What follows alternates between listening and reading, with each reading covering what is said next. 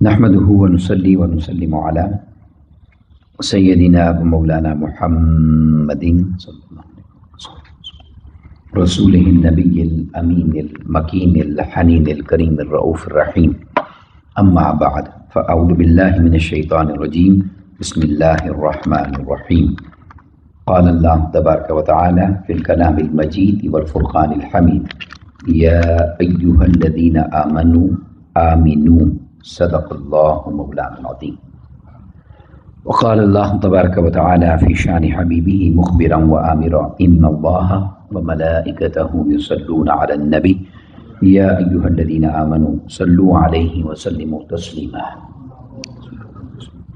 مولاي صل وسلم دائما أبدا على حبيبك خير الخلق كلهم محمد سيد الكونين والثقلين والفريقين من عرب ومن عجم. یا رب بالمصطفیٰ بلغ مقاصدنا واغفر لنا ما مضى یا واسع الکرم. اللہ رب العزت خالق کائنات اللہ جل مجدہ کی حمد و ثنا پیارے آقا کریم علیہ الصلوۃ والسلام کی بارگاہ میں عاجزانہ ہدیہ درود و سلام کے بعد تمام احباب سامعین کو السلام علیکم ورحمۃ اللہ وبرکاتہ. الحمدللہ تعالی اللہ رب العزت کا فضل و کرم اور احسان عظیم ہے کہ ایک مرتبہ پھر ہفتہ وار اس بابرکت محفل حمد و نعت اور درس و بیان میں ہم سب شریک ہیں. دعا ہے کہ اللہ رب العزت اپنی رحمت پاک کا صدقہ ہم سب کو حق بیان کرنے کی توفیق اور سعادت عطا فرمائے. آج کی اس مبارک نشست میں اسی مضمون پر ایک نئی جہت کے ساتھ اظہار خیال آپ کے سامنے کرنا چاہتا ہوں، جو ہم شروع کیے ہوئے ہیں پچھلی چند نشستوں سے، کہ ایمان کی حقیقت کیا ہے، اصل ایمان کیا ہے. مختلف جہتوں سے ہم نے اس پر بات کی ہے. جو آیت کریمہ میں نے آپ کے سامنے تلاوت کی ہے یہ سورہ النساء کی آیت مبارکہ نمبر 136 کے ابتدائی کلمات ہیں، اور یہ ایسے الفاظ ہیں کہ جن کو اگر ایک لمحے کے لیے رک کر انسان دیکھے تو وہ سوچنے پر مجبور ہوتا ہے، اس کی توجہ اور دھیان ادھر جاتا ہے کہ اللہ رب العزت نے یہاں کیا بیان فرمایا ہے. آپ ذرا دیکھیں الفاظ کیا ہیں. اللہ رب العزت نے ارشاد فرمایا: یا ایھا الذین آمنوا، اے وہ لوگو جو صاحبان ایمان ہو، اے مومنو، اے ایمان والو، آمینو، تم ایمان لے آؤ. اب دیکھیں اللہ رب العزت نے مومن فرمایا بھی ہے، ایمان والا فرمایا بھی ہے، اور ایمان لانے کا حکم بھی دیا ہے. اب یہاں ایک بات سمجھنے والی ہے کہ اس جگہ پر جو ایمان کی دعوت دی جا رہی ہے وہ دعوت کفار کو نہیں دی جا رہی، ورنہ یہ کہا جاتا یا ایھا الذین کفروا آمنوا، اے کافرو تم ایمان لاؤ. ایسا نہیں، فرمایا بھی ایمان والوں سے ہے اور دعوت بھی ایمان کی ہی دی ہے. اس سے پتہ یہ چلتا ہے کہ ایمان کا ایک درجہ ایسا بھی ہے کہ جس کو حاصل کرنا، جس کو پا لینا، جس تک خود کو پہنچانا، وہ مومن ہونے کے بعد بھی باقی رہتا ہے. ورنہ یہ دیکھیں میرا آپ کا کلام تو نہیں ہے نا، اللہ رب العزت کا کلام ہے، اور وہ فرما رہا ہے آمنو آمینو، اے ایمان والو ایمان لاؤ. تو آج کی اس نشست میں اس بات کو سمجھنے پر ہم تھوڑا سا وقت لگاتے ہیں کہ وہ ایمان کیا ہے، یا وہ کیسے ملتا ہے، یا اسے کیسے پایا جا سکتا ہے. بس ایک بات نشین کر لیں تاکہ پھر آگے مضمون ہمارا چلتا جائے گا کہ اس سے مراد اصل ایمان ہے اور اس سے مراد کمال ایمان ہے. اس لیے ایمان کے بعد بھی اس کی دعوت دی گئی۔ اب اس کو میں آپ کو سمجھانا چاہتا ہوں چند ایک مثالوں کے ساتھ کہ یہ جس ایمان کی دعوت دی جا رہی ہے، یا جو اصل ایمان ہے، یا جو کامل ایمان ہے، یا جس سے ایمان مکمل ہوتا ہے، وہ کس طرح لیا جا سکتا ہے، کیسے پایا جا سکتا ہے، کیسے حاصل کیا جا سکتا ہے۔ تو پہلی بات یہ ہے کہ سوال یہ ہے کہ کیا یہ ایمان، یہ جو اصل ایمان ہے، حقیقت ایمان ہے، یہ علم سے حاصل ہوگا؟ علم، نالج، کیا یہ ایمان علم سے آتا ہے؟ تو اس کی تفصیل عرض کرتا ہوں، مگر جواب سن لیں کہ نہیں، ہرگز نہیں، کیونکہ ایمان کی بنیاد ہی الذین یؤمنون بالغیب ہے، کہ وہ لوگ جو غیب پر ایمان رکھتے ہیں، اور غیب ہوتا ہی وہ ہے جو علم میں نہ آئے، جو عقل و شعور میں نہ آئے۔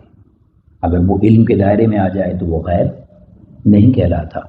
تو اب ایمان کی بنیاد ہی غیب ہے، تو اس کا مطلب یہ ہے کہ ایمان جو ہے وہ علم سے، بولیے، نہیں آتا، اس کا علم کے ساتھ کوئی تعلق نہیں۔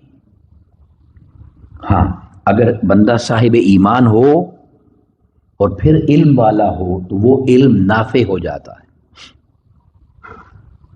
مگر ایمان کے بعد اس سے ایمان حاصل نہیں ہوتا۔ اب میں اس کو آسان کر کے سمجھاتا ہوں، ذرا توجہ سے یہ بات سمجھیے۔ اگر کوئی یہ کہتا ہے کہ نہیں، ایمان علم سے آتا ہے،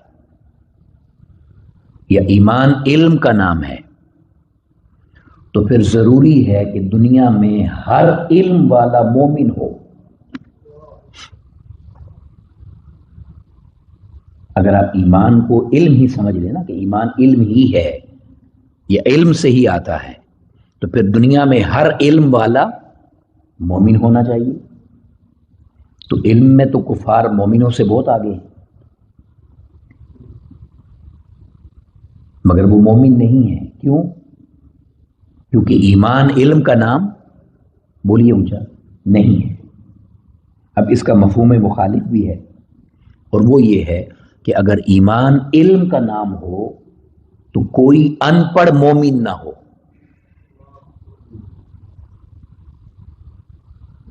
کوئی ان پڑھ جاہل شخص پھر کبھی مومن، ایسے آپ نے بے شمار لوگ دیکھیں جو بالکل پڑھے ہوئے نہیں ہیں، علم والے نہیں ہیں، عالم نہیں ہیں، مگر وہ صاحبان ایمان ہیں،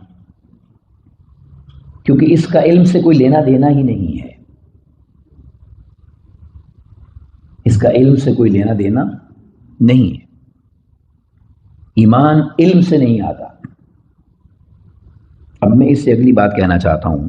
ابو جہل کا ایک قول ہے، اور وہ یہ کہتا تھا کہ انا نعلم، ہمیں یہ علم ہے، علم کی بات ہے، ہم جانتے ہیں، ہمیں نالج ہے، ان محمدن صلی اللہ علیہ وسلم ہوا نبی،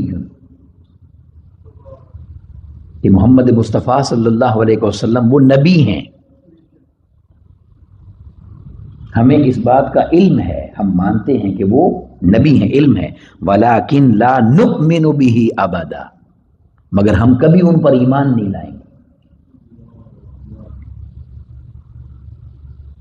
اب آپ دیکھیں ذرا کہ ایمان اس نے خود نفی کر دی کہ ہمیں علم تو ہے کہ آپ نبی ہیں، مگر ہم کبھی مومن نہیں ہوں گے۔ تو اس کا مطلب یہ ہے کہ ایمان علم سے نہیں آتا۔ اب اس سے اگلی بات کہنا چاہتا ہوں، اور وہ یہ ہے کہ یہ تو ہوئی نا ایک بات کہ ایمان علم سے نہیں آتا، اس سے اگلی بات اور توجہ طلب ہے کہ اگر انسان کے پاس ایمان ہو اور وہ تقیہ، بھروسہ، اعتماد صرف علم پر کرنے لگ جائے، تو علم پر اکڑ جانا اور ڈٹ جانا یہ ایمان کو تباہ بھی کر دیتا ہے۔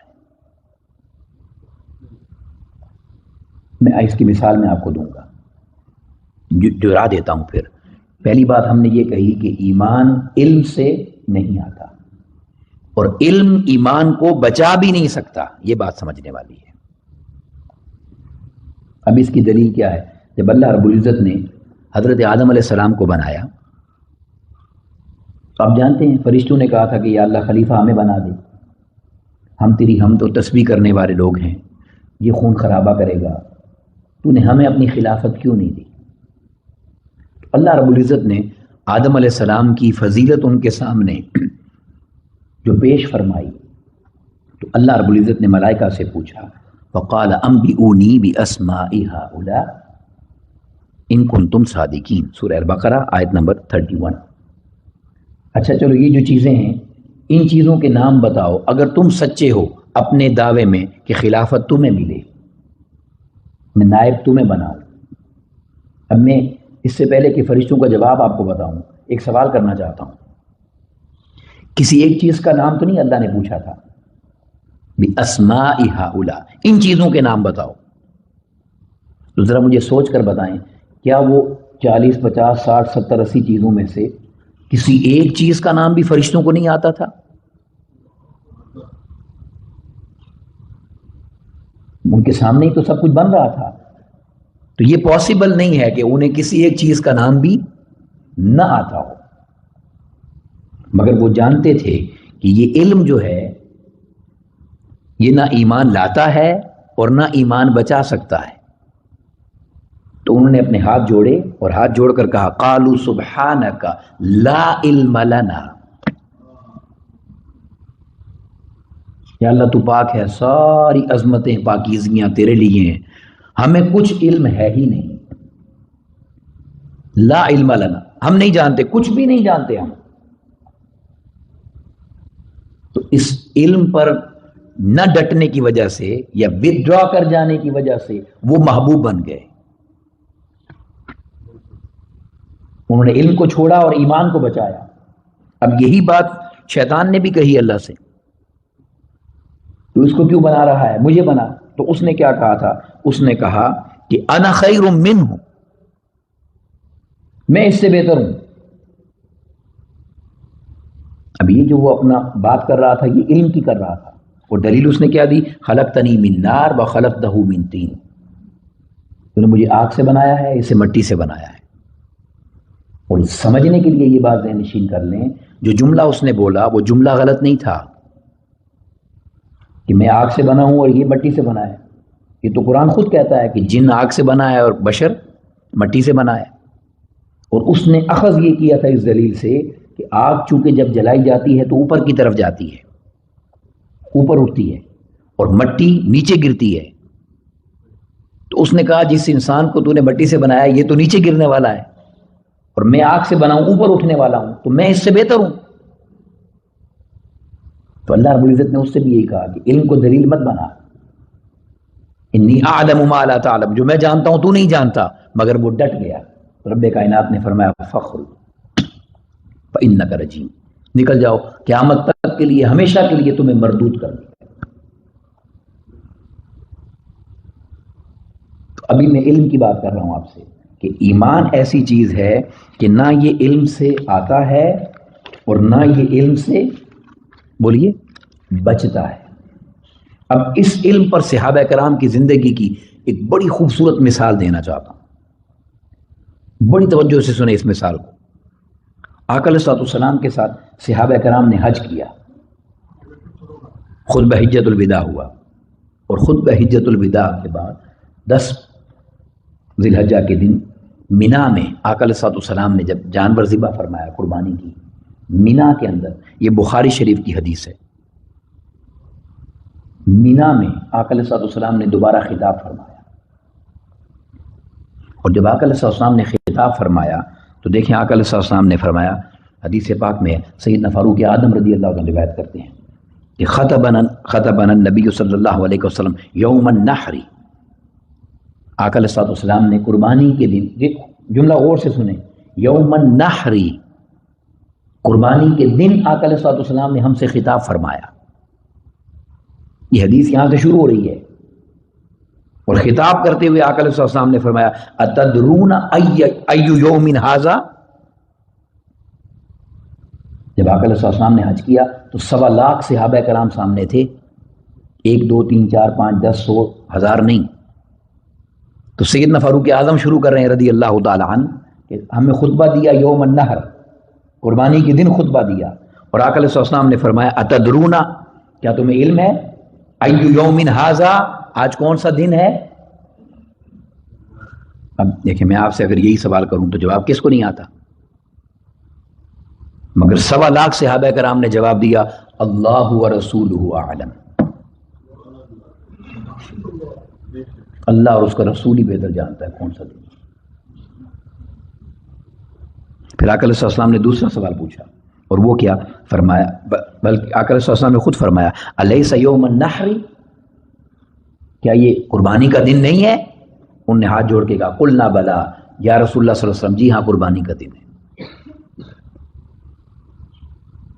پھر آقا علیہ السلام نے فرمایا اچھا بتاؤ ایو شہر ھذا، یہ کون سا مہینہ ہے؟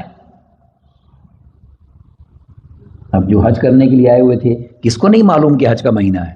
سب نے وہی جواب دیا اللہ و رسولہ اعلم، اللہ اور اس کا رسول صلی اللہ علیہ وسلم بہتر جانتے.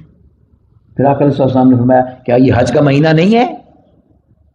یا رسول قالوا بلا، جی یا رسول اللہ یہ حج کا مہینہ ہے. تیسرا سوال کیا آقا علیہ السلام نے. آقا علیہ السلام نے اشارہ کیا کعبۃ اللہ کی طرف، مینا میں تھے نا، اشارہ کر کے فرمایا ایو بلد ھذا، بتاؤ یہ کون سا شہر ہے؟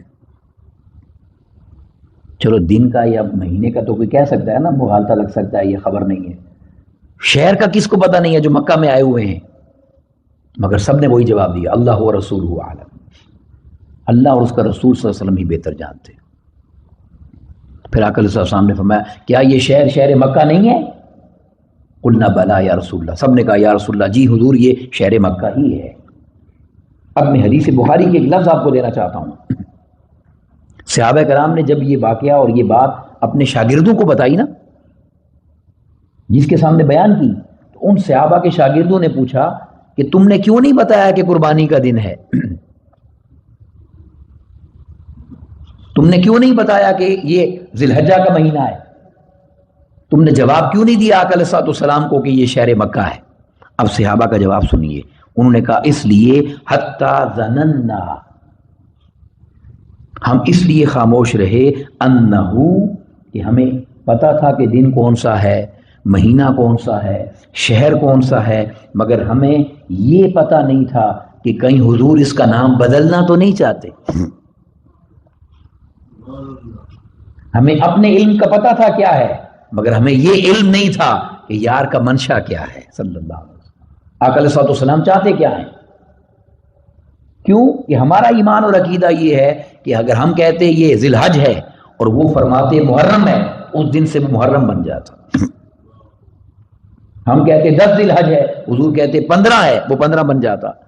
ہم کہتے مکہ ہے، حضور کہتے مکہ نہیں شام اور مدینہ ہے، تو اللہ کی عزت کی قسم وہ شام اور مدینہ بن جاتا. یہ بخاری شریف کی حدیث ہے. تو صحابہ کرام نے کیا کہا کہ ہم اس لیے خاموش رہے کہ ہمیں یہ پتہ نہیں تھا کہ آج آقا علیہ السلام چاہتے کیا ہیں. تو 1.25 لاکھ صحابہ کرام دن بھی جانتے تھے، مہینہ بھی جانتے تھے، شہر بھی جانتے تھے، مگر وہ جانتے تھے کہ علم کو بنیاد بنا کر ایمان بچایا نہیں جا سکتا. تو یہ تو بات ہو گئی علم کی. اب اس سے اگلا سوال ہے، پھر نتیجے پر آ جائیں گے، اور وہ سوال یہ ہے کہ کیا پھر یہ ایمان عمل سے آتا ہے؟ عمل سے ایمان ہوتا ہے؟ اس کا بڑا سادہ سا جواب تو یہ ہے کہ نہیں، کیونکہ قرآن مجید نے پورے قرآن میں ایمان کے بعد عمل کا ذکر کیا ہے. آمنوا وعملوا الصالحات، اگر ایمان ہو تو عمل مقبول ہو جاتا. ایمان ہی نہیں ہے تو عمل کو کیا کرنا ہے؟ کفار بھی تو نیکیاں کرتے ہیں، مگر ان کے لیے کوئی اجر نہیں آخرت کا، کیونکہ آخرت کے اجر کا دار و مدار ایمان پر ہے. اب اسی طرح پھر میں وہ جملہ بول دیتا ہوں، دیکھیں اگر ایمان عمل کا نام ہو تو دنیا میں ہر نیک کام کرنے والا مومن ہو، مگر نیکیاں تو کافر بھی کرتے ہیں. اور دوسرا رخ بھی ہے اس کے سمجھنے کا کہ اگر ایمان عمل کا نام ہو تو کوئی بے عمل شخص، گناہ کرنے والا، نیک عمل نہ کرنے والا وہ مومن ہی نہ ہو. مگر ایسا تو نہیں ہے، گناہگار بھی ہیں مگر مومن ہیں، عمل میں کمزور ہیں مگر مومن ہیں، کیونکہ ایمان عمل کا نام نہیں ہے. اور میں آپ کو ایک حدیث پاک دینا چاہتا ہوں، مسلم شریف کے الفاظ ہیں یہ. آقا علیہ الصلوۃ والسلام نے ممبر پر کھڑے ہو کر ارشاد فرمایا، بڑی خوبصورت بات ہے سمجھنے والی. آقا علیہ الصلوۃ والسلام نے فرمایا لن يدخل الجنة احدا عمله، دنیا کا کوئی شخص اپنے عمل کی وجہ سے جنت میں نہیں جائے گا. صحابہ کرام نے پوچھا ولا انت یا رسول اللہ صلی اللہ علیہ وسلم، یہ آج جن کا سارا شور ہی عمل پہ ڈالا ہوا ہے، جنہوں نے عقیدے کو نکال کے عمل کی بات کرنے والے، صحابہ کرام نے آقا علیہ الصلوۃ والسلام سے پوچھا کیا آپ بھی یا رسول اللہ صلی اللہ علیہ وسلم؟ ان سے بڑا عمل کون کرے گا؟ آقا علیہ الصلوۃ والسلام نے فرمایا ولا انا، میں بھی اپنے عمل سے جنت میں نہیں جاؤں گا. پھر کیسے جائیں گے؟ الا ان یتغمدنی اللہ بفضل ورحمہ، اللہ جس کو اپنے فضل سے لے جائے، اپنی رحمت سے لے جائے. کسی کا عمل اس لائق نہیں ہے کہ اسے جنت میں لے جائے.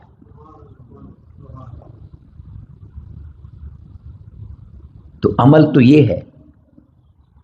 اور عمل دیکھیں قرآن مجید کیا کہتا ہے، بڑی معروف آیت کریمہ ہے سورہ ماعون کی. قرآن مجید نے فرمایا فویل للمصلین، اس پر غور کرنے کی ضرورت ہے. اللہ رب العزت نے فرمایا کئی نمازی بھی ہلاک ہو گئے، مارے گئے. بے نمازی تو چلو وہ تو بیچارہ نقصان میں ہے ہی نا، کئی نمازی بھی ہلاک ہو گئے. تو وہی بات پھر دوہرا دیں، جس طرح ایمان نہ علم سے آتا ہے نہ علم سے بچتا ہے، اسی طرح نہ ایمان عمل سے آتا ہے اور نہ عمل سے بچتا ہے. یہ بات ہی کچھ اور ہے، یہ مغالطہ ہے. اس لیے تو امت کے اندر یہ پریشانیاں ہیں، جو اصل راز کو نہیں سمجھے، حقیقت ایمان کو نہیں سمجھے، اصل ایمان کو نہیں پہچانے اور نہیں جانے. حدیث پاک میں ہے آقا علیہ الصلوۃ والسلام نے فرمایا لَيَأْتِيَنَّ عَلَى النَّاسِ زَمَانٌ، لوگوں پر ایک وقت ایسا بھی آئے گا يَجْتَمِعُونَ فِي الْمَسَاجِدِ، وہ مسجدوں میں جمع ہوں گے، وَمَا فِيهِمْ مُؤْمِنٌ، اور ان میں سے ایک بھی شخص مومن نہیں ہوگا. اب مسجد میں کس لیے جمع ہوں گے؟ عمل کے لیے جمع ہوں گے نا، عبادت کے لیے، کھیل کود کے لیے نہیں ہوں گے. مگر فرمایا وہ جتنے مسجد میں بیٹھے ہوں گے ان میں ایک بھی مومن نہیں ہوگا، کیونکہ عمل تو ہوگا مگر ایمان نہیں ہوگا. عمل تو ہوگا مگر ایمان نہیں ہوگا. اور اس عمل پر میں ایک حدیث آپ کے سامنے عرض کرنا چاہتا ہوں، بخاری اور مسلم شریف کی حدیث، متفق علیہ حدیث ہے. حضرت ابو سعید خدری رضی اللہ عنہ روایت کرتے ہیں، معروف واقعہ ہے. آقا علیہ الصلوۃ والسلام مال غنیمت تقسیم فرما رہے تھے، مال غنیمت تقسیم فرما رہے تھے. تو اب جب آقا علیہ الصلوۃ والسلام مال غنیمت تقسیم فرما رہے تھے تو کسی کو اونٹ دیتے تھے، کسی کو گھوڑا عطا کرتے، کسی کو تلوار دیتے، کسی کو کھجوریں دیتے، جو جی میں آتا کسی کو دیتے تھے. ایک جیسا نہیں ہوتا تھا. اب یہ ایک الگ بحث ہے، کیونکہ مال غنیمت کا حصہ اللہ نے مقرر نہیں فرمایا، وہ فرمایا اللہ اور اس کے رسول کا ہے. قل الانفال للہ والرسول. تو جب ہے حضور کا تو جس کو جتنا مرضی دیں، نہ بھی دیں تو کیا ہے. مگر وہ ایک جاہل شخص تھا اور اس نے یہ کہا کہ یہ کسی کو کیا دے رہے ہیں، کسی کو کیا دے رہے ہیں. اس نے گستاخی کر دی. اس نے کہا اعدل یا رسول اللہ صلی اللہ علیہ وسلم، یا رسول اللہ صلی اللہ علیہ وسلم عدل کیجیے، استغفر اللہ العظیم. ایک حدیث کے الفاظ ہیں، اس نے کہا اتق اللہ، اللہ سے ڈریے. یعنی جس نے اللہ کا بتایا ہے اس کو کہہ رہا ہے اللہ سے ڈریے. سیدنا فاروق اعظم نے تلوار نکال لی، یا رسول اللہ مجھے اجازت دیجیے فَلْأَضْرِبْ عُنُقَهُ، میں اس کی گردن کاٹ دوں. گستاخ کی. آقا علیہ السلام نے فرمایا چھوڑ دو. اب جملہ سنیے گا. آقا علیہ السلام نے فرمایا اس لیے ان لہ اصحابا یحقر احدکم صلاتہ مع صلاتہم وصیامہ مع صیامہم، کیونکہ اس میں اور اس کی نسل میں آنے والے اتنے عمل کریں گے کہ تمہارے عمل پیچھے رہ جائیں گے. عمل کی بات کر رہا ہوں. وہ عمل میں اتنے تکڑے ہوں گے کہ صحابہ سے کہا تم میں سے بھی عمل سے آگے نکل جائیں گے. اور پھر آقا علیہ السلام نے فرمایا یمرقون من الدین کما یمرق السهم من الرمیہ، مگر وہ دین سے ایسے خارج ہوں گے جیسے تیر شکار سے نکل جاتا ہے. تو عمل تو ہے مگر دین نہیں ہے، ایمان نہیں ہے. عمل ہے مگر دین اور ایمان بولیے نہیں ہے، صرف عمل ہے، ایمان نہیں ہے.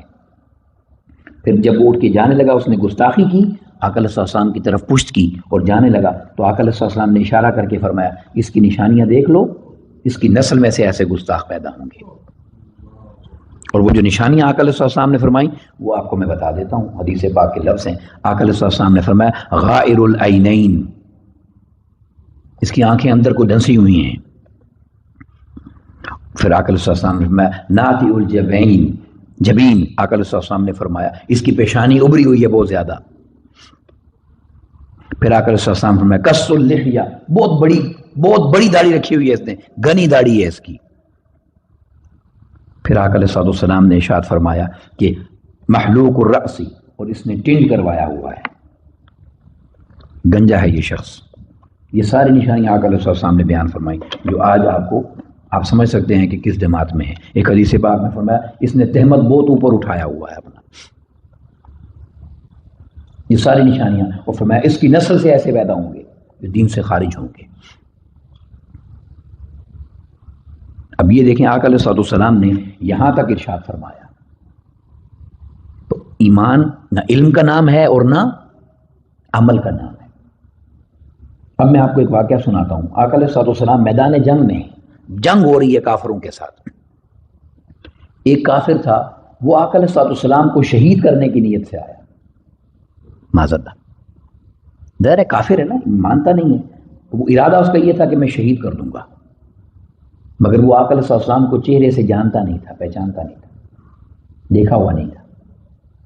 وہ ڈھونڈ رہا تھا کہ کہیں مل جائیں تو میں جس نیت سے آیا ہوں وہ کام کر دوں. اس کی نصیب اچھے کہ وہ جب آقا علیہ السلام کے سامنے آیا تو اس نے آقا علیہ السلام کا حسن و جمال دیکھا. جب پہلی بار چہرہ والضحیٰ کو دیکھا تو حیرت میں پڑ گیا کہ اتنا حسن، تلوار ہاتھ میں ہے. تو آ کے پوچھتا ہے کہ من انت، آپ کون ہیں؟ آقا علیہ السلام مسکرائے اور فرمایا انا محمد رسول اللہ صلی اللہ علیہ وسلم، میں محمد مصطفیٰ ہوں. اب اس کا ارادہ کیا تھا؟ معاذ اللہ قتل اور شہید کرنے کا، مگر اب تو بیچارہ خود ہی قتل ہو گیا. اس نے کہا اگر میں آپ کا کلمہ پڑھوں تو مجھے کیا دیں گے؟ سبحان اللہ. اب یہ آج 1400 سال بعد کلمہ پڑھ کے بھی کہتے ہیں کہ نبی نہیں دے سکتا. ان سے تو وہ اچھا ہے جو کلمہ پڑھنے سے پہلے کہہ رہا ہے کہ کیا دیں گے. اس نے کہا کیا دیں گے؟ آقا علیہ السلام نے فرمایا تو پڑھ، میں تجھے سیدھا جنت دوں گا، جنت دوں گا. اس نے جلدی سے کلمہ پڑھا، ابھی اپنی سواری پہ بیٹھا ہے، اونٹ پہ بیٹھا ہے. جب کلمہ پڑھ لیا اب دل میں خیال آیا کہ جلدی سے اتر کے آقا علیہ السلام سے مل لوں، ملاقات کر لوں، مصافحہ کر لوں، قدم چوم لوں. جلدی میں اس کا پاؤں پھسل گیا، وہ سر کے بل زمین پہ گرا، وہیں اس کی روح پرواز کر گئی، وہیں روح پرواز کر گئی. صحابہ کرام جمع ہوئے. آقا علیہ السلام نے فرمایا جس نے جنتی کو دیکھنا ہے اسے دیکھ لیں. اب میں آپ سے پوچھنا، یہ جتنا میں نے پیچھے آپ کو ساری بات سنائی ہے اب اس کو سمرائز کر رہا ہوں. اب میں آپ سے پوچھتا ہوں اس کے پاس علم کتنا تھا؟ زیرو. اس نے تو ابھی کلمہ پڑھا ہے، اسے تو کلمے کی تفصیلات بھی نہیں پتا. عمل کتنا ہے اس کے پاس؟ نماز، روزہ، حج، زکوٰۃ تو بہت دور کی بات. اس نے مسلمان ہو کے ابھی غسل بھی نہیں کیا، ایک کلمہ پڑھا ہے بس. اور آقا علیہ السلام فرما رہے ہیں کہ یہ جنت میں جائے گا، یہ جنتی ہے. جو شک کرے اس کا ایمان چلا جاتا ہے. اب سوال یہ پیدا ہوتا ہے کہ وہ جنت میں کیسے چلا گیا؟ نہ علم ہے نہ عمل ہے. تو جواب یہ ہے کہ نہ علم ہے نہ عمل ہے مگر ایمان ہے. کیا ہے؟ ایمان ہے. اور ایمان کیا ہے کہ اس نے ایک بار چہرہ پاک کو دیکھا اور اس چہرہ پاک کو دیکھ کر اس کے دل نے گواہی دی کہ یہ چہرہ جھوٹا نہیں ہو سکتا. اس محبت اور ادب میں اس نے کلمہ پڑھ لیا، اسے اللہ نے صاحب ایمان کر دیا. ساری روئے زمین پر دنیا بھر کے یعنی صحابہ کے بعد قیامت تک ہر مومن کا عمل ایک پلڑے میں رکھ دیں، ہر مومن کا عمل ایک پلڑے میں رکھ دیں، وہ اس صحابی کی جوتی کے برابر بھی نہیں ہوتا۔ اب آپ کو بات سمجھ آئی؟ تو ایمان نہ علم کا نام ہے نہ علم سے بچتا ہے، ایمان نہ عمل کا نام ہے اور نہ عمل سے بولیے بچتا ہے۔ اب سوال یہ ہے ایمان کس کا نام ہے؟ تو اللہ کی عزت کی قسم ایمان صرف مصطفیٰ کی محبت کا نام ہے، ایمان صرف حضور کی محبت اور غلامی کا نام ہے۔ اور اس پر میں آپ کو بخاری شریف کی حدیث دیتا ہوں۔ ایک صحابی تھے اور ان کو شراب پینے کی وجہ سے بار بار حد لگتی تھی، گناہ کبیرہ تھا، شراب پینے کی وجہ سے بار بار حد لگتی تھی۔ ایک دن صحابہ نے ان کو برا بھلا کہہ دیا کہ یار تم روزانہ حضور کی مجلس میں بیٹھتے ہو، خیال کرو کیوں اتنا بڑا گناہ کرتے ہو، بار بار تمہیں حد لگتی ہے۔ صحابہ ان کو برا بھلا کہہ رہے تھے، آقا علیہ الصلوۃ والسلام نے اندر سن لیا تو آقا علیہ الصلوۃ والسلام نے اندر سے فرمایا خبردار اسے برا بھلا مت کہو۔ یہ حدیث کے لفظ سنیے ذرا، سیدنا فاروق اعظم اس کو روایت کرتے ہیں، آقا علیہ السلام نے فرمایا کہ خبردار اسے برا بھلا مت کہو، لا تلعنوہ، مت کہو برا بھلا۔ کیوں؟ فرمایا فواللہ انہ یحب اللہ ورسولہ، مجھے اللہ کی قسم یہ اللہ اس کے رسول سے محبت کرتا ہے۔ بے عمل ہے تو کیا ہوا، عمل میں کمزور ہے تو کیا ہوا، ایمان تو ہے نا اس کے پاس، عمل نہیں ہے مگر ایمان ہے۔ اب یہ جتنی باتیں میں نے آپ کو کہی ہیں نا، میں اس کو ایک خلاصے پر لے کے آنا چاہتا ہوں، بڑی توجہ سے یہ سن لیں، اصول سمجھ لیں، یہ اصول سمجھ لیں، کیونکہ میں نے آپ کو کہا تھا نا کہ یہاں ایک بات ایسی ہوئی کہ جس پر میں نے اتنی تفصیل سے بات کی، اللہ ہدایت دینے والا ہے، مگر وہ تو نصیب سے ملتی ہے، مگر جن کو خبر ہے وہ اپنے عقیدے کو محفوظ رکھیں۔ اب میں آپ کو اس پوری بات کا نتیجہ بتاتا ہوں، ذہن نشین کر لیں یہ بات۔ دیکھیں جس شخص نے کلمہ پڑھا ہے نا لا الہ الا اللہ محمد رسول اللہ، جو ایمان والا ہے، آقا علیہ السلام نے فرمایا من قال لا الہ الا اللہ دخل الجنہ، جس نے ایک بار کلمہ پڑھا ہے سچے دل سے، وہ اپنے گناہوں کی سزا بھگت کے، عذاب بھگت کے آخر جنت میں چلا جائے۔ ایسا ہی ہے؟ بولیں اونچا، کوئی شک تو نہیں ہے نا؟ اپنے گناہوں کی سزا پوری کر کے آخر جنت میں چلا جائے گا، اس میں کوئی دوسری رائے نہیں ہے، ایمان ہوا تو۔ ایک طرف یہ ہے گناہگار ہے، بد کردار ہے، دنیا جہان کے گناہ کرتا ہے، ایک نیکی بھی پلڑے میں نہیں ہے، ایک نیکی بھی نہیں ہے سوائے کلمے کے، وہ آخر کہاں جائے گا؟ بولیں جنت میں جائے گا۔ اب دوسری طرف ایک مثال دینے لگا ہوں، دوسری طرف ایک شخص ایسا ہے جس نے بے شمار نمازیں پڑھی ہیں، ساری زندگی روزے رکھے ہیں، ساری زندگی وہ ساری رات جاگ جاگ کر عبادتیں کرتا رہا ہے، عمل اتنے زیادہ ہیں کہ جیسے آقا علیہ السلام نے صحابہ سے کہا کہ تمہارے عمل کم ہو جائیں گے۔ آپ سمجھ گئے بات؟ یعنی اتنے زیادہ عمل ہیں، اور اس نے کیا کیا ہے؟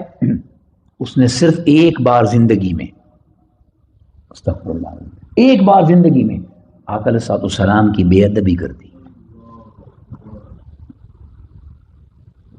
بے ادبی اور گستاخی کر دی۔ اور میں قرآن کی مثال دے رہا ہوں، یہ قصہ کہانی نہیں ہے، آقا علیہ السلام کی ذات پاک تو بہت بڑی بات ہے، بہت بڑی بات ہے۔ قرآن مجید نے کہا لا ترفعوا اصواتکم فوق صوت النبی، خبردار میرے نبی کی آواز کی بے ادبی بھی مت کرنا۔ یہ غور سے سمجھیں، یہ بات توجہ سے سنیں، یہ آواز کی بات ہو رہی ہے، ذات کی نہیں۔ آواز ان کی صفت ہے، ان کا والیوم، آقا علیہ السلام کا بولنا، فرمانا، کلام کرنا صفت ہے نا، کلام صفت ہوتا ہے۔ فرمایا خبردار میرے محبوب کے کلام کی بے ادبی بھی مت کرنا۔ اب اس سے آپ ذرا اندازہ لگائیے گا کہ ذات کی بے ادبی کتنی بڑی ہے۔ کیسے نہیں کرنا؟ کہ جتنی میرے محبوب پاک کی آواز ہے نا، اس سے اونچی آواز میں مت بولنا، یہ بے ادبی ہے،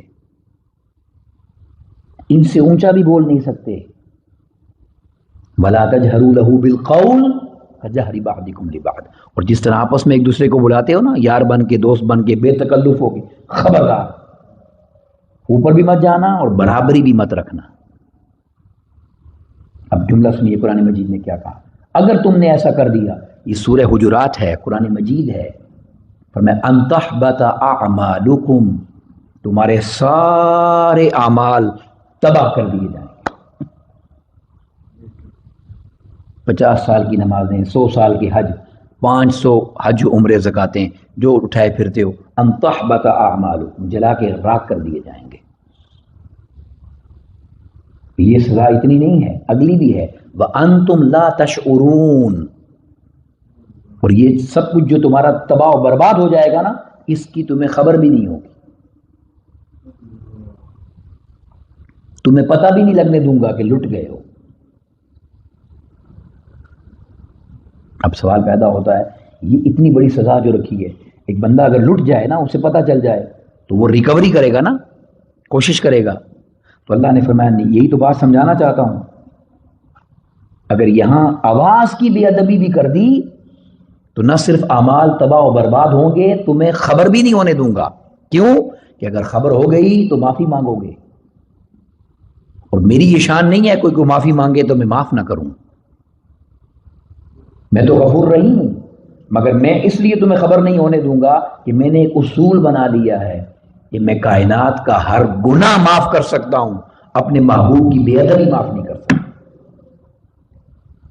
یہ کبھی معاف نہیں ہوگی، کسی صورت معاف نہیں ہوگی۔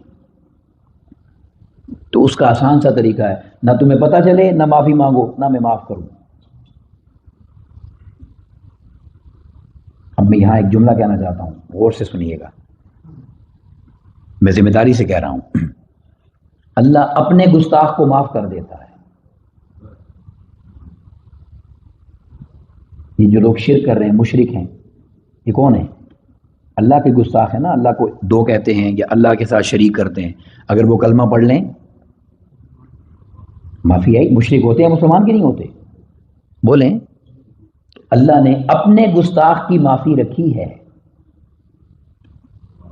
اپنے گستاخ کی معافی رکھی ہے، مگر اس نے کہا تمہاری جرت کیسے ہوئی کہ تم میرے محبوب کے بارے میں بات کرو؟ یہاں کوئی معافی نہیں ہے۔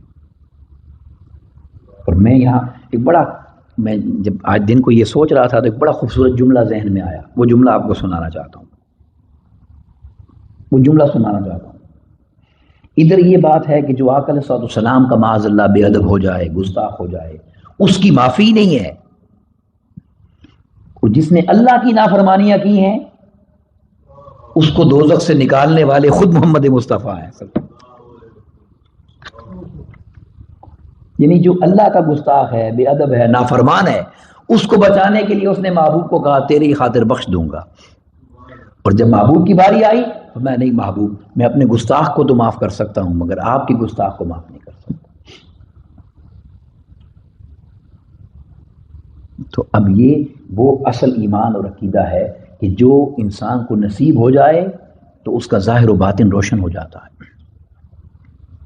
یہ وجہ ہے کہ صحابہ کرام کے آپ جو قصے پڑھتے ہیں نا کہ انہوں نے زندگی بھر آقا علیہ السلام کا لعاب دہن زمین پر نہیں گرنے دیا، آقا علیہ السلام کا پسینہ مبارک زمین پر نہیں گرنے دیا، آقا علیہ السلام بال کٹواتے تھے، کون سی قرآن کی آیت میں لکھا ہے کہ میرے محبوب کے بال نیچے نہ گریں؟ صحابہ نے زندگی میں آقا علیہ السلام کا کوئی بال مبارک زمین پر نہیں گرنے دیا۔ انہیں پتا تھا کہ یہی تو ایمان ہے، یہی تو ایمان ہے۔ اور وہ جب آپ دیکھیں آقا علیہ السلام فیصلے کے لیے تشریف لے گئے تھے، نماز کا وقت ہو گیا، سیدنا صدیق اکبر نماز پڑھانے لگ گئے، جماعت میں کھڑے تھے، نماز ہو رہی تھی، آقا علیہ السلام آ گئے، صحابہ نے اشارہ کیا، اتنا بڑا اشارہ ہوا کہ سیدنا صدیق اکبر سمجھ گئے کہ چھوٹی موٹی بات نہیں ہے، حضور آ گئے ہیں، تو سیدنا صدیق اکبر مصلی سے ہٹ گئے۔ اب غور سے سنیے گا، مصلی سے ہٹ گئے، اللہ کی نماز پڑھ رہے تھے، حضور کی نماز نہیں تھی معاذ اللہ۔